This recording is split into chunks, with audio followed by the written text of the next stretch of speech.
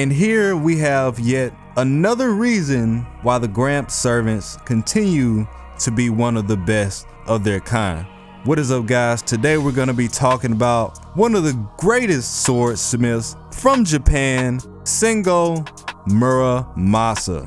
Now, during his past, swordsmiths were viewed as a quintessential element to their time. Many people have had debates over Muramasa's origin, but it's often claimed that he rose out of the Ise province sometime around the 15th century. This was also the Sengoku period, which was a time where Japan was in constant civil war over various lands. During this time, he was mentored by the greatest swordsmith from Japan, Masamune, and continued his development all the way up until he opened his own swordsmith school, which spanned over 3 generations. The greater portion of his work, however, revolves mainly around the idea that his blades were cursed. See, Sengo was a hard-working man, but it's also stated that this man was a little demented in the brain.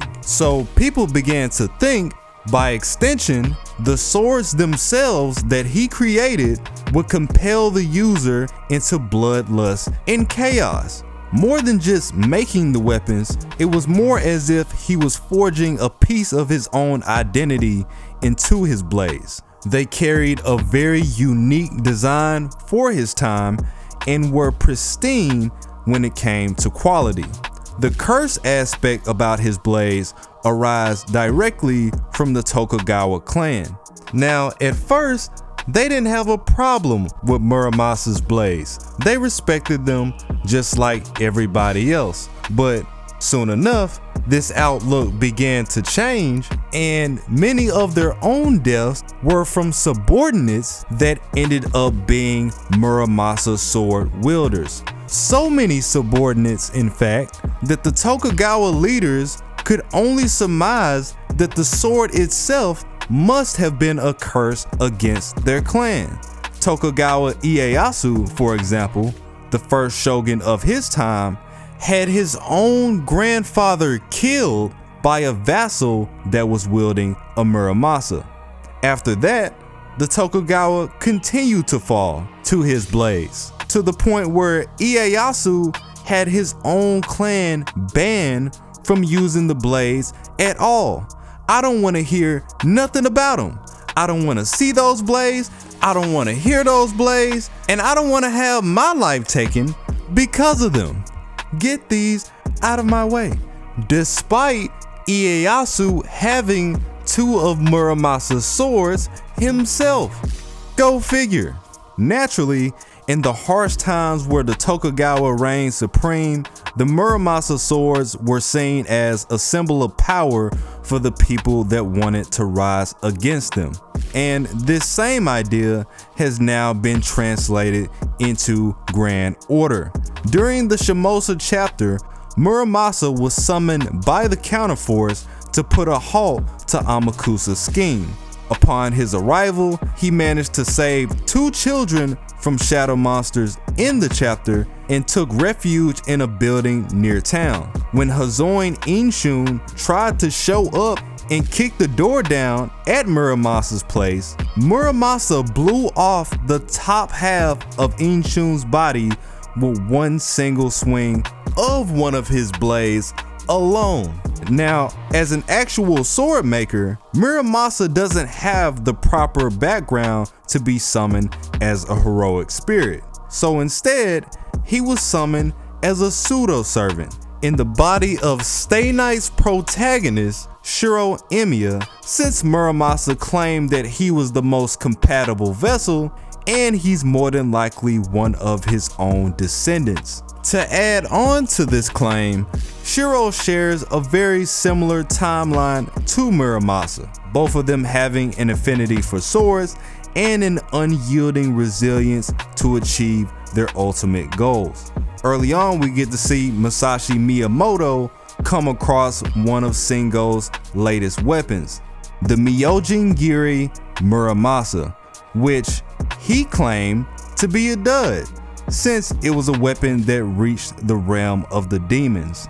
Despite Muramasa claiming this to be a failure, the weapon itself can cut through causality, and Musashi was able to compete with Inshun's Curse of Annihilation, which had previously made him immortal. She finished the job by ending his life. The story progresses, and Amakusa reveals himself to be behind these machinations, claiming that he wanted to overwrite the timelines due to what happened in his past, when he tried to rebel against the Tokugawa, which ended in him and his 30,000 followers being mercilessly killed.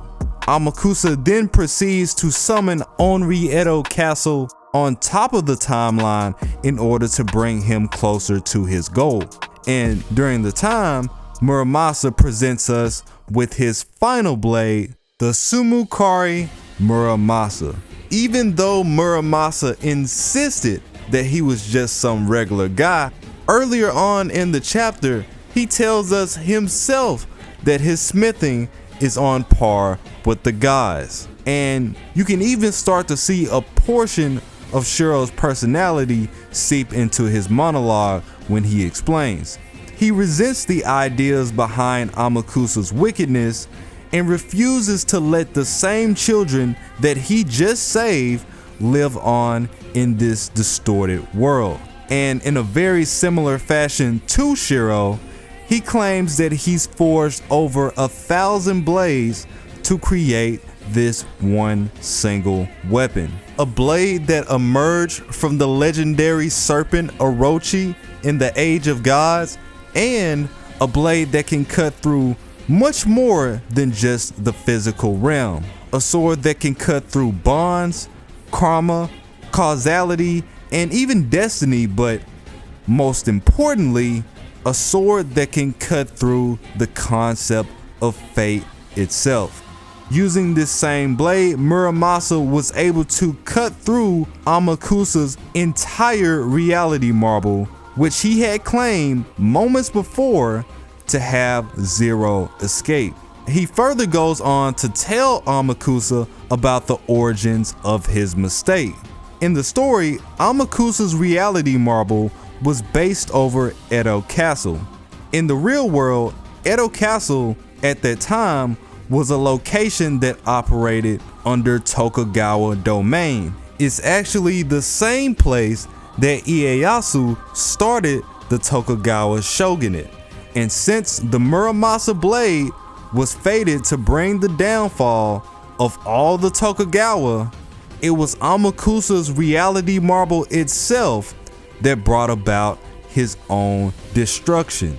Unfortunately, Muramasa's blade also comes at a high price. Due to him not being a god, the cost of him using this blade was to forfeit his own life. Truly a mirror to our Fate Stay Night protagonist to the very end. Let me know what you guys think. Like the video if you enjoyed it. Follow me on Twitter for more updates on the channel, and I will be back with more Tight Moon content. It is your boy Tsiah. I'm out.